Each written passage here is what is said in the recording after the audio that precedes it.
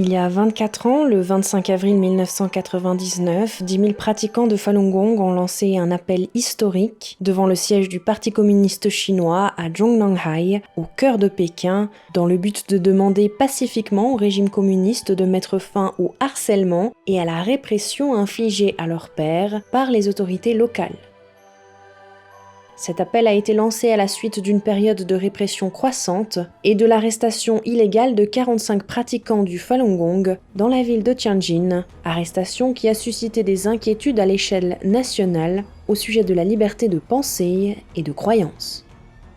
Moins de 3 mois plus tard, le régime allait lancer une campagne de persécution totale contre cette pratique spirituelle. À cette époque-là, déjà, il y a beaucoup de pratiquants. On était 70 millions, ou voilà, entre 70 millions et 100 millions de pratiquants. Et comme je vous ai dit, ceux qui ont vécu la pratique trouvent que c'est injuste, donc de la part des uns et des autres. Donc ils se sont dit, bon, ben, on va quand même dire de la vérité auprès du gouvernement, qu'il faut que le Falun Gong soit pratiqué librement et que ces livres soient publiés. Curieusement, d'après ce que j'ai vu et j'ai noté dans ma tête, c'est que ces 10 000 personnes sont guidées par les policiers sur place et il leur a dit de faire la queue et de ne pas trop gêner, bien sûr, la circulation. Mais d'ailleurs, je crois que ce qui est fait par les pratiquants eux-mêmes, c'est un point d'eux-mêmes de ne pas gêner la circulation.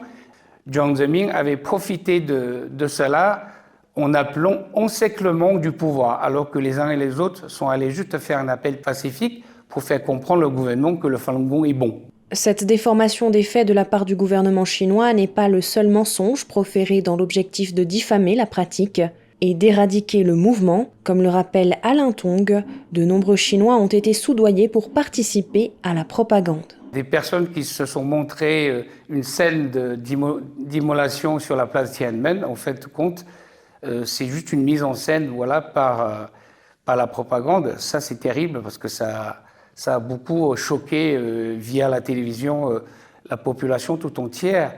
Et puis aussi, je me rappelle, en France, je crois vers 2000, l'ambassade de Chine a fait une exposition, justement, des scènes de photos pour montrer que ce sont des pratiquants de Falun Gong qui se sont suicidés, qui ont tué des gens, ou d'autres gens qui sont devenus fous après la pratique. Et ensuite, je pense que ces photos-là, on a su que ça a à voir avec cette fameuse histoire des 1400 cas pour diffamer le Falun Gong. Pourquoi ?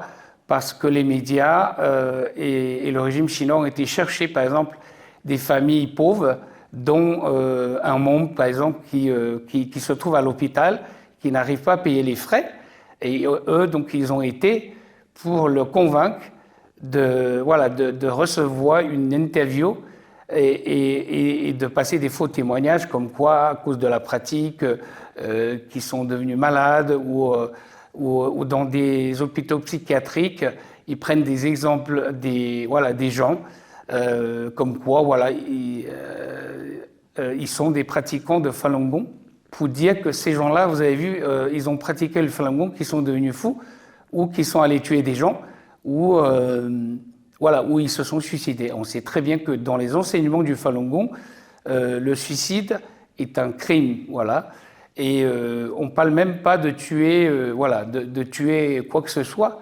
Et donc on sait très bien que, avec le temps, cette propagande aussi des 1400 cas ont été complètement anéantis par, on peut dire, pas ce qu'ont dit les pratiquants de Falun Gong au fur et à mesure, pour dire que, complètement, on a trouvé les traces comme quoi ils ont été chercher vraiment des exemples tout à fait ordinaires et pervers pour diffamer le Falun Gong. Pour rappel, le Falun Gong est pratiqué librement et gratuitement par des millions de personnes dans plus de 130 pays dans le monde. Son enseignement repose sur les valeurs d'authenticité, de bienveillance et de tolérance. Depuis juillet 1999, le régime communiste chinois a déployé des efforts extraordinaires pour éradiquer ce mouvement, soumettant les pratiquants à des détentions arbitraires, à de graves tortures, à de lourdes amendes, à des travaux forcés et à des discriminations sociales, ainsi qu'à des prélèvements forcés d'organes.